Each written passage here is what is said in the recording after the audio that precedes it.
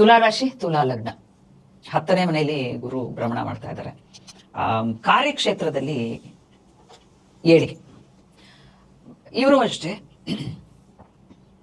Because ಗುರು ಕಟಕ ರಾಶಿಯಲ್ಲಿ ಭ್ರಮಣ ಮಾಡ್ತಿರೋದ್ರಿಂದ ಎಲ್ಲಾ ರಾಶಿಯವರೆಗೂ ಮನೆ, ಕಟಕ ರಾಶಿಯಲ್ಲಿ ಏನು ನಾವು ಹೇಳಿದ್ವಿ ಝೋಡಿಯಾಕ್ ಚಾರ್ಟ್ ಅಲ್ಲಿ ನಾಲ್ಕು ಕೇಂದ್ರದಲ್ಲಿ ಗುರು ಇರೋದ್ರಿಂದ 4ನೇ ಮನೆ ಏನ್ ಸೂಚಿಸುತ್ತೆ? ಮನೆ, ಭೂಮಿ, ವಾಹನ, ಸುಖ ಸ್ಥಾನ.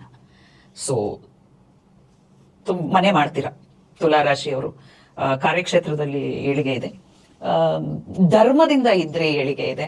ಅಲ್ಲಿ ನೀವು ಏನಾರು ಒಂದು ಡಿಸಾನೆಸ್ಟಿ ತೋರ್ಸಿದ್ರಿ ಅಥವಾ ನಾನ್ ಜಾಸ್ತಿ ಅಂತ ಜಂಬ ಕೊಚ್ಕೊಂಡ್ರಿ, ಈಗೋಯಿಸ್ಟಿಕ್ ಆಗಿದ್ರಿ ಅಂದ್ರೆ ಅಹಂಕಾರವಾಗಿದ್ರಿ, ಕಾರ್ಯಕ್ಷೇತ್ರದಲ್ಲಿ ಫುಲ್ ಮುಳಿಸ್ಬಿಟ್ಟು. ಯಾಕಂದ್ರೆ 10ನೇ ಗುರು ವೆರಿ ಕೇರ್ಫುಲ್ ಆಗಿ ನೀವು ಈ ವರ್ಷ ಇರ್ಬೇಕು. ತುಂಬಾ ಚೆನ್ನಾಗಿದೆ, ಆದ್ರೆ ನೀವು ಹುಷಾರಾಗಿ ನಡಿಬೇಕು. ಎಲ್ಲಿ? ಕಾರ್ಯಕ್ಷೇತ್ರದಲ್ಲಿ. 10ನೇ ಗುರು ಬುದ್ಧಿ ಉಪಯೋಗಿಸಿ. ಬುದ್ಧಿ ತುಂಬಾ, ಯಾಕಂದ್ರೆ ಗುರು ಅಂದ್ರೆ ನಾಲೆಜ್ ಉಪಯೋಗಿಸಿ ನಿಮ್ಮ ಕೆಲಸನ ನೀವು ಮಾಡ್ಕೋಬೇಕು ಅಂತ ಹೇಳ್ತಾ ಇದೆ.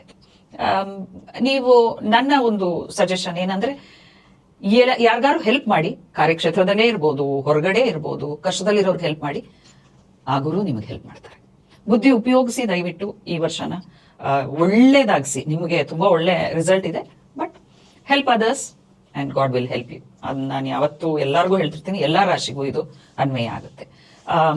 ಬ್ಲೈಂಡ್ ಪೀಪಲ್ಗೆ ಹೆಲ್ಪ್ ಮಾಡಿ, ತೀರ್ಥಕ್ಷೇತ್ರಕ್ಕೆ ವಿಸಿಟ್ ಮಾಡಿ. ಇದು ಎಲ್ಲರಿಗೂ ಕಾಮನ್.